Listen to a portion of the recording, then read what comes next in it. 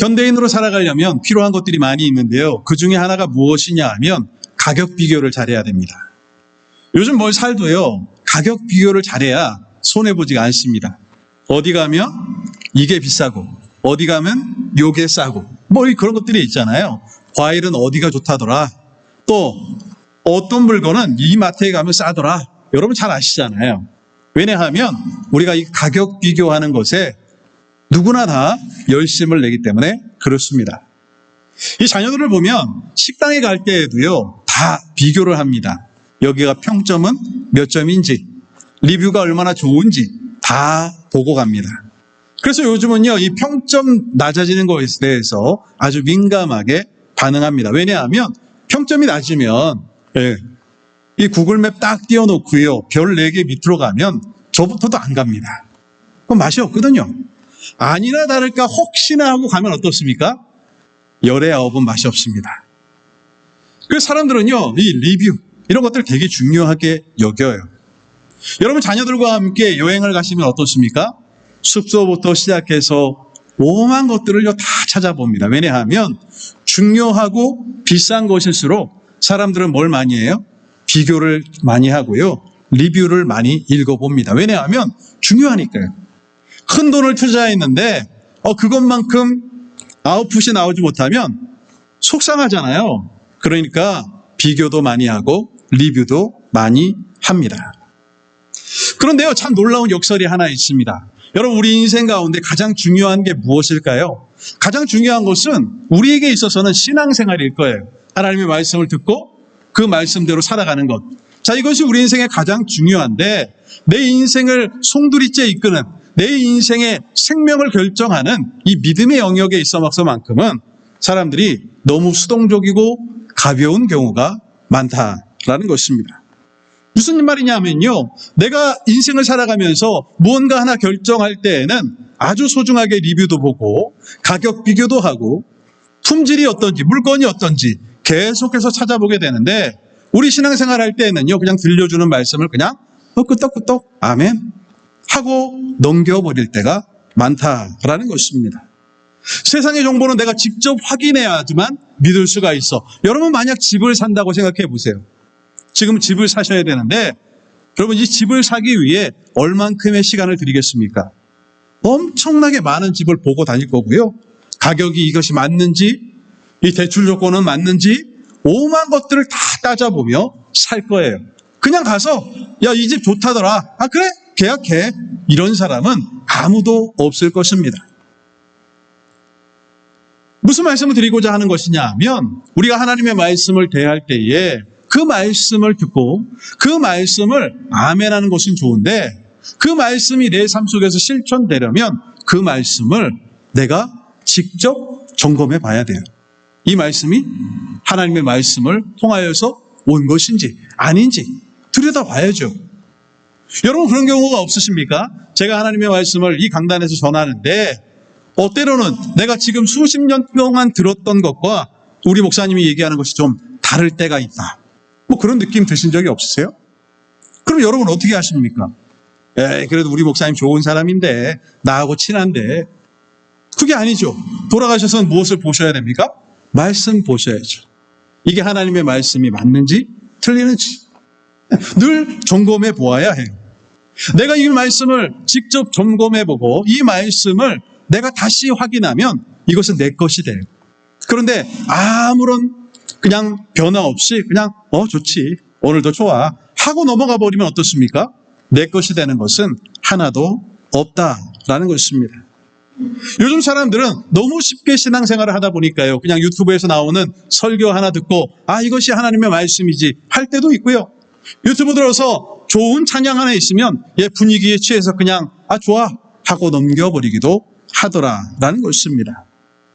그냥 남이 떠먹여주는 것에 익숙해져 버리면요, 내가 이것이 얼마나 소중한지, 이것이 진정으로 하나님의 말씀인지 구분할 그런 근거나 구분할 수 있는 능력을 갖추기가 어렵다라는 것입니다. 그래서 우리는요, 말씀을 늘 묵상해야 됩니다. 이것이 내가 읽은 말씀, 내가 들은 말씀, 내가 깨달은 말씀이 되어야 한다라는 것입니다. 때로는 밤을 새워서라도요, 이 말씀을 점검해 보아야 돼요. 여러분, 제가 말씀을 준비할 때에 저는 성경 말씀을 정말 많이 사용합니다. 왜냐하면 제가 말하는 것이 제 주장이 하나도 없어야 되기 때문에 그래요. 저도 설교를 수십 년 했습니다. 그러다 보면 하나님의 말씀이 제 나름대로 쭉 흐를 거 아니에요? 그러면 그건 믿고 그냥 막 얘기하기 시작하면 내 얘기를 하게 됩니다. 그래서 늘 하나님의 말씀을 근거로 여러분들에게 말씀드려요. 한 가지 주장이 나오면 반드시 한 개, 두 개, 세 개의 성경 말씀을 근거로 제시합니다. 왜냐하면 그래야 맞으니까요. 듣는 여러분도 마찬가지예요. 그냥 들려드리면 좋지, 좋아, 맞아 하고 끝내버리면 안 된다라는 것이에요. 어떤 말씀은 여러분 수십 년 동안 들었는데도 제가 전혀 다른 각도로 말씀드릴 때도 있을 거예요. 그러면 여러분 찾아보셔야죠. 이 말씀이 맞는지, 성경이 요구하시는 것이, 성경이 말씀하시는 것이 이 방향이 맞는지 찾아보지 않으면 이것이 내 것이 되기 어렵다라는 것입니다. 기독교 교육학의 대부라고 불리는 존 웨스트호프라는 교수가 있습니다. 이 사람은 4단계, 이 4단계를 통하여서 사람의 신앙이 발달한다라고 이야기하는데 그 중에 한 단계가 무엇이냐 하면 소속적 신앙을 가진다. 사람들은 소속적 신앙을 가진다. 이렇게 이야기해요. 그 소속의 첫 번째는 무엇이냐 하면 부모의 신앙을 이어받는 것. 부모님이 믿으니까 나도 믿어. 부모님이 이런 신앙을 가지고 있으니까 나도 이런 신앙을 가지지 하는 것이 소속된 신앙이에요. 이것이 소속된 신앙에서 끝나버리면 어떻게 되겠습니까? 그냥 부모님의 신앙만 남아있는 거예요. 내 신앙은 없는 것이죠. 또 한 가지로 지적되는 것이 무엇이냐 하면 소속적 신앙 중에 하나가 교회 안에서의 신앙이에요. 좋은 교회에 있으면 나도 신앙이 좋겠지. 목사님이 좋은 말씀을 전해주시면 나도 좋은 말씀을 듣고 내 신앙이 성장하겠지 라고 그냥 소속시켜버리는 것에 만족하는 것입니다. 그래서 이 교수가 뭐라고 이야기하냐면 이런 신앙은 빌려온 신앙이다 이렇게 이야기합니다. 내 신앙이 아니라 빌려왔다라는 것이에요. 요즘 샌디에이고에 보면 교회들의 이동이 많습니다. A 교회에서 B 교회로 갔다가 B 교회에서 C 교회로 갔다가 좀 난립니다. 어떤 교회에서는 수십 명이 어디로 갔다고 해요. 뭐 그럴 수도 있겠죠. 그런데 그럴 수가 없거든요. 왜냐하면 A 교회에서 C 교회를 가는 거는 괜찮아 보여요. 왜냐하면 신앙이나 신학이 비슷하거든요. 그러면 뭐 내가 좋아서 C로 갈 수가 있겠죠. 근데 A 교회에서 B 교회를 가는 것은 제가 볼 때는 안 돼요. 왜냐하면 전혀 다른 신앙을 가지고 있거든요. 그런데 A 교회 사람들은 B 교회도 가고 또 C 교회도 가고 자유롭게 다닙니다. 무엇이 문제일까요?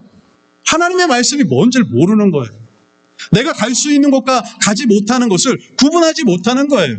그냥 교회라고 붙어 있으니까 이 교회나 이 교회나 다 똑같지 하고 옮겨 다니더라라는 것입니다. 여러분 이게 무슨 신앙입니까? 빌려온 신앙 때문에 그래요.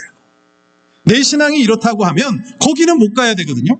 그런데 이 빌려온 신앙을 가진 사람들은 여기나 저기나 상관이 없어요. 요즘 어디가 좋다더라 그러면 여기 가는 거죠. 요즘 여기가 사람들이 많이 모인데 그래? 우리 교회 별론데 거기 가야 되겠다. 여러분 갈 수 있는 데가 있고 가면 안 되는 데가 있어요.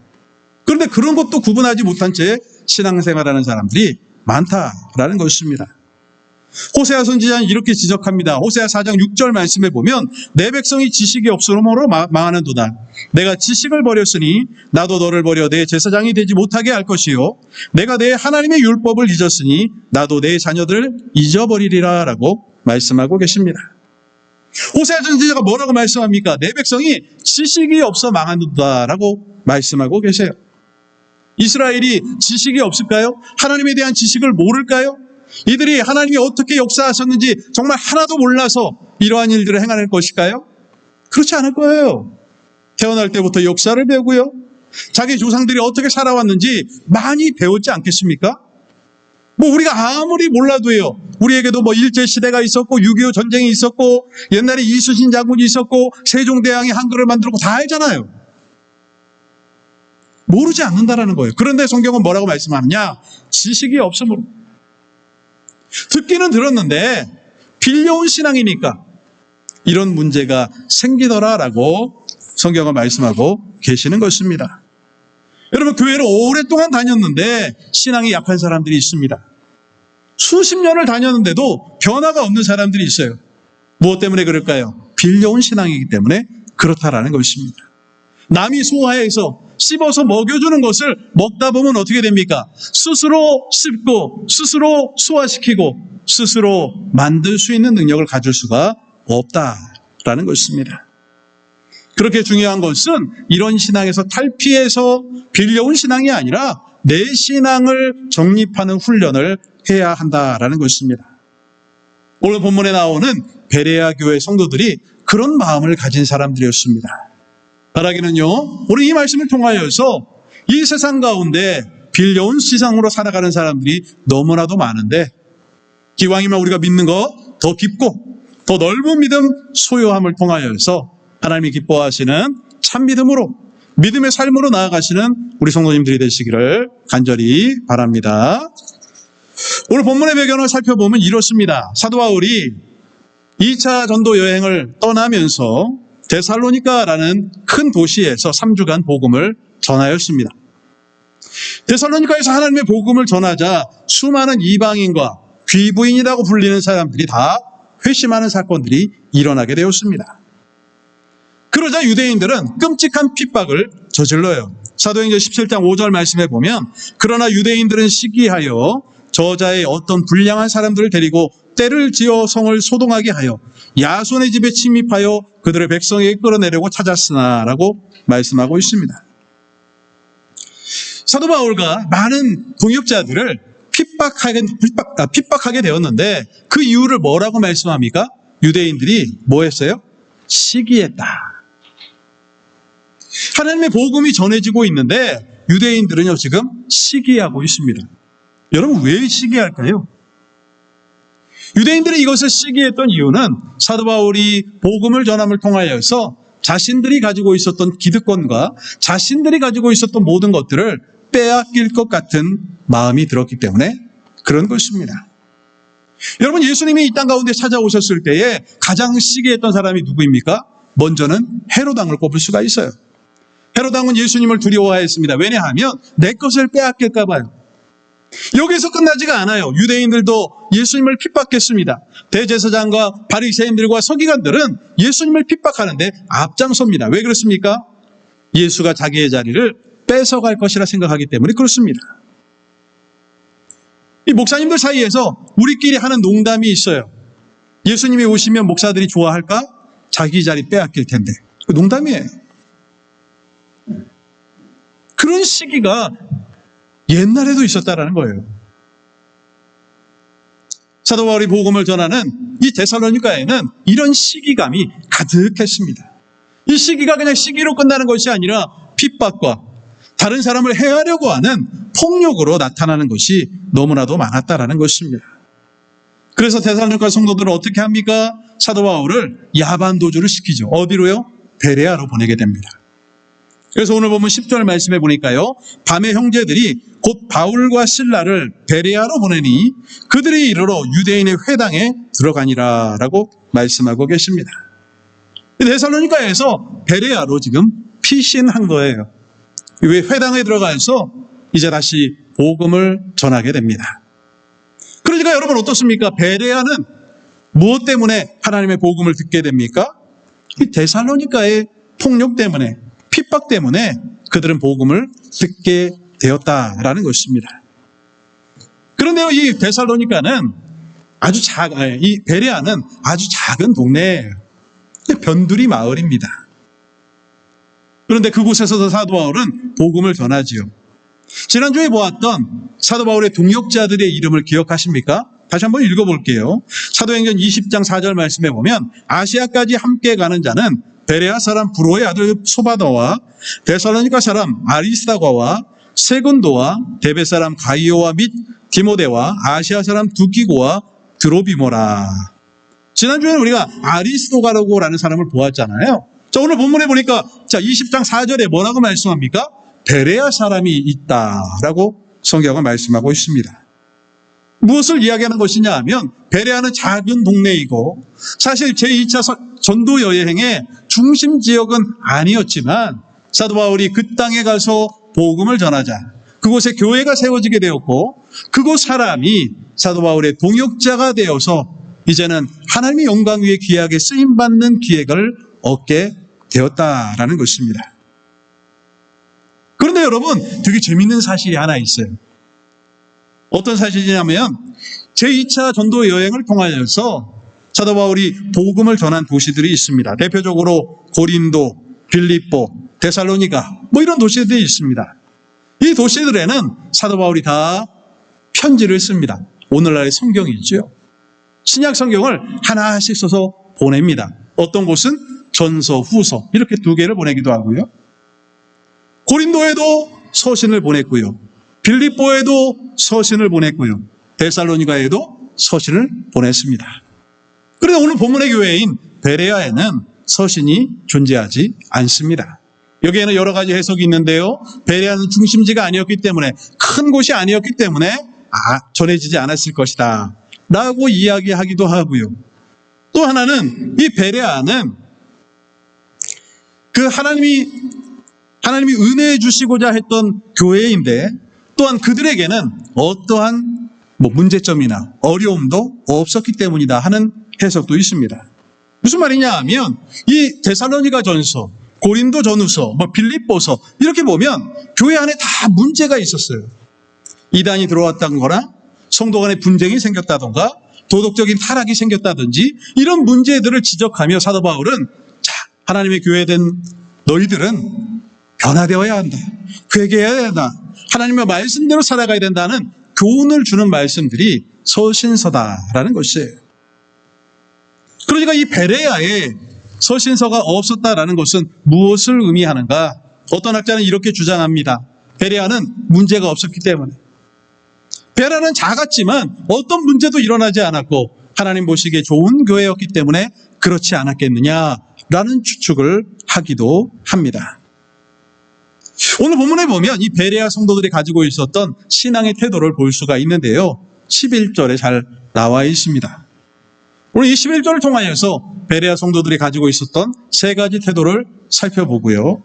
또한 우리도 하나님의 복음을 대할 때 이러한 자세를 가져야 되는구나 다시 한번 생각해보는 그런 은혜가 있었으면 좋겠습니다.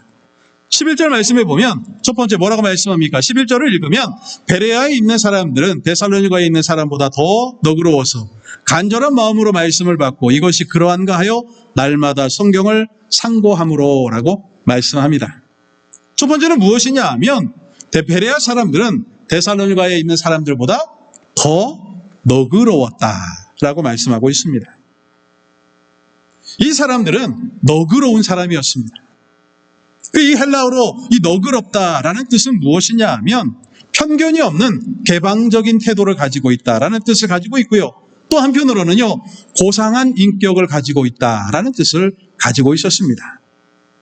이 데살로니가에 있는 사람들은 하나님의 복음을 듣고 많은 사람들이 회심하게 되자 어떻게 합니까? 시기하고 질투하고 핍박하였습니다. 그런데 이 베레아 사람들은 어떠했느냐? 더 너그러웠다라는 것이 마음이 열려 있었다라는 것이죠. 복음에 대한 마음이 열려 있었고 다른 사람들에 대한 마음이 열려 있었고 늘 따뜻한 마음들이 있는 사람이 베레아 사람들이었다라는 것이죠. 여러분, 우리가 어떤 마음을 가지고 있느냐는 매우 중요합니다. 믿는 성도들은 좀 너그러운 마음을 가져야 돼요. 복음에 대해서도 좀 너그러워야 되고요. 사람들에게 있어서도 좀 너그러워야 합니다. 상대가 잘못할 수도 있고요. 잘못된 주장을 펴나갈 수도 있습니다. 그러나 우리는 좀 너그러울 필요가 있어요. 그런데 성도들은 대부분 너그럽지 못합니다. 왜냐하면 우리가 진리라고 믿는 것에 조금이라도 다르거나 조금이라도 잘못된 주장을 하면 절대로 용서하지 않습니다. 여러분, 이것이 좋은 자세가 아니에요. 때로는 받아주어야 합니다. 들어주어야 돼요. 그들이 잘못된 주장을 할 때에도요, 그냥 좀 끄덕끄덕 해줄 수 있는 아량이 있어야 합니다. 그래야 내 이야기가 들리거든요. 당신 잘못됐어. 당신 틀렸어. 당신 같은 사람은 하나님의 심판이 있을 거야. 여러분, 누가 복음을 듣겠습니까? 조금도 아량이 없고 조금도 너그럽지 않은데 어떤 사람이 그 말을 듣겠냐라는 것이에요. 예수님이 씨 뿌리는 비유를 통하여서 이렇게 말씀하십니다. 누가복음 8장 15절 말씀에 보면 좋은 땅에 있다는 것은 착하고 좋은 마음으로 말씀을 듣고 지켜 인내로 결실하는 자니라라고 말씀하고 계십니다. 우리의 마음이 어떠해야 되냐면 착하고 좋은 마음을 가져야 한다라는 것이에요. 그것이 오늘 본문에 나오는 말씀으로 바꾸어 해석하면 좀 너그러운 마음을 가져야 한다라는 것이죠. 어떤 사람은 피 한 방울도 안 들어간다, 바늘도 안 들어간다, 이런 이야기가 있잖아요. 우리는 좀 너그러워야 합니다. 상대가 좀 잘못하면 이해해주고요, 용서해주고요, 좀 받아줄 수 있어야 합니다. 그래야 내가 하나님의 복음의 말씀을 전하면 들어가는 것이에요. 바로 베레아 사람들은 그런 마음을 가지고 있었습니다. 너그러운 사람들. 복음에 대해서 너그럽고 사람들에 대해서 너그럽고 그 너그러운 마음을 가질 때에 비로소 하나님의 말씀의 씨앗이 뿌려지고 열매 맺게 된다라는 것입니다. 여러분, 우리가 하나님의 말씀을 들을 때 가져야 되는 자세는 무엇입니까? 아멘하는 자세가 필요하지요. 제가 앞에서 말씀드렸듯이 무조건 아멘하라는 게 아니에요. 저는 그런 거 안 좋아합니다. 무조건 아멘 말고요. 그러나 우리 어떻습니까? 말씀을 대할 때에, 하나님의 말씀을 읽을 때에는 마음을 열어야 합니다. 아멘의 마음을 가지고 있어야 돼요. 이건 듣고, 이건 내가 좀 들으니까 불편하고, 이건 좀 들으니까 별로야 라고 흘려버려서는 안 된다라는 것이죠. 말씀은 늘 열어야 합니다. 하나님이 말씀하시면 그 말씀에 아멘 해야 되고요, 그 말씀대로 살겠다는 열린 마음, 열린 자세가 우리에게 요구된다라는 것입니다. 따라기는요, 우리가 이렇게 살기를 원합니다. 좀 더 너그러운 마음, 누구보다 더 너그러운 마음을 소유함을 통하여서 하나님의 말씀을 잘 듣고 또 다른 사람들을 용납하는 그 은혜가 우리 가운데 있기를 간절히 소망합니다. 두 번째로요, 우리에게 필요한 마음은 무엇이냐? 베레아 사람들은요, 간절한 마음으로 말씀을 받았습니다. 11절 말씀을 다시 보면 베레아에 있는 사람들은 데살로니가에 있는 사람들보다 더 너그러워서 간절한 마음으로 말씀을 받고 이것이 그러한가 하여 날마다 성경을 상고함으로 라고 말씀하고 있습니다. 하나님의 말씀을 받는데 이들의 마음 자세가 어땠습니까? 간절했다라는 것이에요. 이 간절하다라는 것을 원어적인 해석으로 하면 이렇습니다. 극심한 갈증을 가지고 있는 사람이 물을 마시게 되면 어떻습니까? 물이 그냥 콸콸콸 들어가잖아요. 여러분, 어떨 때는 물 많이 마시라고 하는데 아무리 먹으려고 해도 잘 안 들어갈 때가 있어요. 그런데 극심한 갈증에 있으면 물이 그냥 내 몸속으로 콸콸콸 들어갑니다. 왜 그럴까요? 간절하거든요. 원어적인 의미가 바로 이것입니다. 우리가 하나님의 말씀을 대할 때 이런 간절함이 있어야 돼요. 하나님의 말씀이 우리 주변에 너무나도 많기 때문에 집에 가면 성경책도 있고요. 집에 가면 컴퓨터만 열어도, 핸드폰만 열어도 말씀이 쏟아지는 시대를 살다 보니까요, 말씀이 갈급하고 갈증이 있고 하는 것을 경험하기가 참 어렵습니다. 그런데 우리가 이 마음들을 가져야 한다는 것이, 하나님의 말씀에 대한 갈급함을 가질 때에 하나님의 말씀의 단비가 뿌려지면 어떻게 되겠습니까? 내 몸속으로 콸콸콸콸 쏟아져 나오는 하나님의 은혜를 경험할 수가 있다라는 것입니다. 시편 기자는 이것을 이렇게 표현합니다. 시편 119편 131절 말씀에 보면 내가 주의 계명들을 사모함으로 내가 입을 열고 헐떡였나이다, 이렇게 표현하고 있어요. 얼마나 하나님의 말씀을 사모하면 내가 헐떡인다고 그렇게 표현할 수 있을까요? 베드로 사도는 이렇게 말합니다. 베드로전서 2장 2절 말씀에 갓난 아이들 같이 순전하고 신령한 젖을 사모하라. 이는 그로 말미암아 너희로 구원에 이르도록 자라게 하려 함이라 라고 말씀하고 있습니다. 신령한 젖을 사모하는 그 어린아이의 마음을 가져야 된다. 어린아이와 같은 자세를 가져야지만 하나님의 은혜 가운데 살아갈 수 있다는 것을 말씀하고 계시는 것입니다. 제가 예전에 한국에서 사역할 때거든요, 저희 교회에 그 주일날 아침이 되는 이 첫 예배는요, 교육전사님들을 설교자로 세웠었습니다. 목사님의 의중이 무엇이냐 하면 언젠가는 이들도 훈련되어야 되는데 훈련시킬 기회가 없다라는 것이었어요. 그래서 전도사님들을 주일에 첫 강단에 세웠습니다. 이 순서가 돌아가면 이 전도사님들은 사시나무를 떠들듯이 떱니다. 평생 처음 서는 거잖아요. 많은 성도들 앞에서 어른 설교라는 게 처음이잖아요. 사시나무 떨듯이 떱니다. 벌벌벌 떨어요. 그리고는 어찌어찌 해가지고 말씀을 마치고 내려옵니다. 그러면 얼마나 기특해요. 어떤 분들은 전도사님 말씀 너무 좋다. 그래요. 그런데 어떤 분들은요, 꼭 교육제실에 찾아와서 그런 분들이 있어요. 이게 잘못됐고, 이게 잘못됐고, 이게 잘못됐다라는 거예요. 저는 또 그런 마음이 들더라고요. 저분한테 내가 그 얘기 꼭 해주고 싶은데, 당신 수십 년 말씀 들었지만, 저기 서보라 그러면 10분도 말하지 못할 텐데. 근데 이 듣는 길은 있잖아요. 그러니까 찾아오셔가지고, 우리 전도사님들을 향하여서 뭐가 잘못됐고, 그 표현은 이렇게 하면 더 좋고, 어떤 습관이 있는데 이걸 고치면 좋겠고, 아주 심사위원들이 많습니다. 네. 그래서 결론은 뭐냐면 다 탈락이에요, 탈락. 마음에 안 드니까 찾아왔겠죠. 그런데 여러분, 어떤 분들은요, 이렇게 이야기합니다. 목사님들이 주지 못하는 그 귀한 말씀, 그 순수한 말씀을 오늘 들어서 너무 좋았다.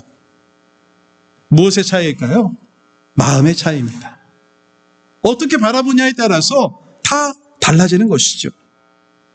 말씀의 간절함을 가지고 있으면 그 말씀이 은혜가 되기 마련인 것입니다. 아모스 8장 11절 말씀에 보면 주 여호와의 말씀이니라. 보라, 날이 이를지라. 내가 기근을 땅에 보내리니 양식이 없어 주림이 아니며 물이 없어 가람이 아니요 여호와의 말씀을 듣지 못할 기갈이라. 우리는 하나님의 말씀 앞에 간절해야 합니다. 한 주간을 보내시고 주님 전에 나올 때에 우리 마음을 너그럽게 가져야 될 뿐만 아니라 말씀에 대한 간절함을 가지고 계셔야 합니다. 그래야 그 말씀이 내 마음밭에 뿌려지면 은혜가 될 것이고요. 그 말씀을 또한 집에 가서 묵상할 때에 우리의 삶이 변화될 수 있는 은혜를 경험하게 된다라는 것입니다. 이 말씀을 기억하시면서 늘 간절하게 하나님의 말씀을 사모하는 우리 성도님들이 되시기를 간절히 소망합니다. 마지막 세 번째입니다. 11절에 보면 이렇게 말씀합니다. 성경을 날마다 상고했다. 11절 말씀을 다시 보면 베레아에 있는 사람들은 데살로니가에 있는 사람들보다 더 너그러워서 간절한 마음으로 말씀을 받고 이것이 그러한가 하여 날마다 성경을 상고함으로 라고 말씀하고 있습니다. 이 상고하다라는 말도요, 원어적인 해석으로 붙이면 이런 뜻입니다. 판사가 어떤 결정을 내리면 어떻게 합니까? 수없이 많은 서류를 봅니다. 이 판사의 책상을 보게 되면 영화나 드라마 같은 데 보면요, 엄청난 서류 뭉치들이 있잖아요. 이것을 다 읽어봅니다. 왜냐하면 잘못된 판단을 내리면 안 되기 때문에 그렇잖아요.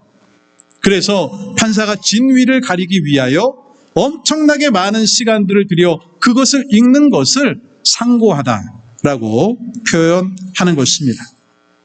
그런데 여러분, 날마다 성경을 상고해야 되는데 그 앞에 뭐라고 말씀합니까?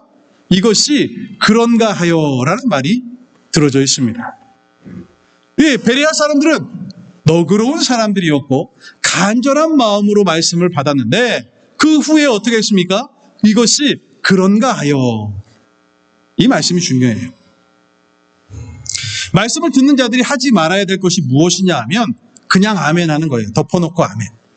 덮어놓고 할렐루야. 이 목사님들이 잘 쓰는 방법이잖아요. 할렐루야. 그러면 여러분들 나도 모르게 아멘 해요. 우리는 뭐 여기에 좀 훈련 안 돼 있으니까 그렇습니다만은 그런 교회 가면 그냥 할렐루야 그러면 다 아멘이에요. 그게 뭔 말인지 중요하지 않아요. 여러분, 덮어놓고 아멘은 안 됩니다. 이것이 그러한가 하여를 봐야 돼요. 하나님의 말씀이 선포되면 이것이 그런가 하여 라고 살펴보아야 합니다. 목사님 말을 믿지 말라는 뜻이 아니에요. 내 것으로 만들라는 것이죠. 말씀을 점검해 보아야 합니다. 이 말씀이 내가 보았을 때에 나에게 주신 하나님의 말씀이 어떻게 역사하시는지를 이것이 그런가 하여 라고 살펴보아야 한다는 것입니다. 두 번째로 하면 안 되는 것이 무엇이냐 하면 감정에 치우치면 안 됩니다. 분위기에 휩쓸리면 안 돼요. 이 하나님의 은혜를 분위기로 받는 사람들이 많아요. 하나님의 은혜는요, 말씀으로, 지성으로, 이성으로 받아야 합니다.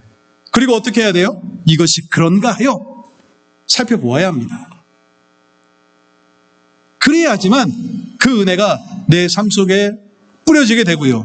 그럴 때에 비로소 내가 의지적으로 변화되게 돼요. 그런데 이 신앙을 이 감정이나 분위기로 하는 사람들이 많습니다. 제가 어렸을 때에도 지난번에도 한번 말씀드린 것 같은데요.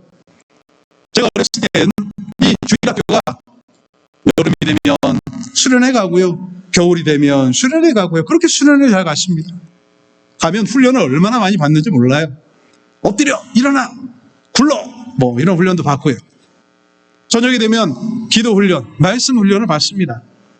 그리고는 전도사님이 그래요. 자, 주님 앞에 이제 목사가 되기로 소원하는 사람 손 드세요. 선교사가 될 사람 손 드세요. 세상의 직업은 2개밖에 없습니다. 목사와 선교사. 다 손 들어요. 근데 저 하나뿐입니다. 아무도 없어요. 감정에 치우치거나 분위기에 휩쓸리게 하는 것은 좋은 방법은 아닌 것 같아요. 여러분, 우리는 늘 뭘 해야 됩니까? 이것이 그런가 하여 라고 봐야 돼요. 저도 매일 보는 하나님의 말씀이지만 말씀을 준비하거나 성경 공부를 하면 이것이 그런가 하여 수도 없이 찾아봅니다. 여러분 잘 모르실 거예요. 제가 얼마나 많이 찾아보는지 몰라요. 왜냐하면 제가 이상한 말 하면 안 되잖아요. 그래서 계속 찾아봅니다. 하나님의 말씀을 계속 찾아봐요. 이것은 목회자만 하는 것이 아니에요. 여러분도 하셔야 됩니다. 하나님의 말씀을 들으면 그 말씀을 찾아보세요. 이것이 그런가 하여 살펴보세요. 그래야지만 이 말씀이 내 마음밭에 뿌려집니다. 지난주에 무슨 말씀이었는지 기억나십니까? 기억 안 나잖아요. 왜냐하면 이것이 그런가 하여 라는 과정이 빠져있기 때문에 그래요. 이게 그런가 하여 라고 한번 찾아보면 내 것이 생겨요. 그럼 그 말씀이 내 삶에서 역사하게 됩니다. 여러분 의지적으로 하셔야 돼요. 분위기가 아닙니다. 시편 1편 2절 말씀에 보면 우리는 어떻게 해야 됩니까? 오직 여호와의 율법을 즐거워하여 그의 율법을 주야로 묵상하는도다. 아까 보았던 말씀하고 똑같은 말씀은 무엇입니까? 묵상하는 거잖아요. 주야로 계속해서 날마다 성경을 상고하노라 하고 주야로 묵상하노라 똑같은 말씀이잖아요. 근데 앞에 뭐가 다릅니까? 이것이 그런가 하여 즐거워하여 똑같은 말입니다. 이것이 그런가 하여나 즐거워하여나 사실은 같은 의미예요. 하나님의 말씀이 즐거우면 어떻게 하겠습니까? 그 말씀을 또 보고 또 보게 되죠. 그 말씀을 실천하게 되어 있습니다. 이것이 그런가 하여 라고 살펴보면 그 말씀이 내 삶에서 어떻게 역사할지를 우리는 고민하고 찾아보게 되어 있다라는 것입니다. 어떤 이단이나 어떤 교사들이 찾아와 베레아교회 성도들을 흔들려고 하지만 그들이 흔들리지 않았던 이유는 무엇입니까? 비록 80km 정도밖에 떨어지지 않았던 이 데살로니가는 여러 가지 문제들을 일으키게 되지만 베레아는 조용했던 이유가 무엇이겠습니까? 그들은 이러했기 때문에 그래요. 너그러운 마음을 가졌고요. 하나님의 말씀에 대한 사모함이 있었고요. 늘 이것이 그런가 하여 주야로 말씀을 묵상하는 그런 마음들이 그들에게 가득했기 때문에 가능한 일이었다라는 것입니다. 사랑하는 성도 여러분, 많은 분들이 신앙생활을 하면서 흔들립니다. 고난이 오고 어려움이 오면 쓰러지기도 하고요. 무너져 내리기도 하고요. 흔들리는 그런 분들도 참 많이 보았습니다. 왜 그럴까요? 그것은 그들이 수동적 신앙을 가지고 있기 때문에 떠먹여주는 신앙을 가지고 있기 때문에 그렇다라는 것이에요. 내 신앙, 내 믿음. 우리는 공동체로 하나님을 만나지만 또 우리는 개인적으로 하나님을 만나야 됩니다. 그리고 주님 앞에 내 신앙을 고백해야 돼요. 하나님 앞에 갈 때에는 우리는 각자의 신앙을 가지고 주님 앞에 간다라는 것이죠. 우리 부모님이 가지고 있기 때문에 나는 좋은 교회에 다니기 때문에 그런 것들은요. 내 개인적으로 훈련할 때는 좋은 것이지만 주님 앞에 갈 때에는 아무것도 아니에요. 오직 내 신앙만 남게 됩니다. 내 믿음만 남게 되어 있어요. 바라기는요, 오늘 이 말씀처럼 우리가 더 깊고 더 넓은 믿음을 소유하기를 원한다면 이 말씀에 귀를 기울이셔야 할 것입니다. 바라기는 우리 모두가 다 보다도 좀 너그러운 마음, 말씀에 대한 열린 마음을 소유하기를 원하고요. 또 주님의 말씀을 대할 때마다 우리가 간절히 바라볼 수 있는 그 간절함이 있었으면 좋겠습니다. 그리고 하나님의 말씀을 주야로 묵상하며 늘 가까이 해야 할 것인데 중요한 것은 무엇입니까? 이것이 그런가 하여 늘 말씀을 되새기고 그 말씀의 의미를 늘 깨달아 살아가는 우리 성도들이 되어야 할 것입니다.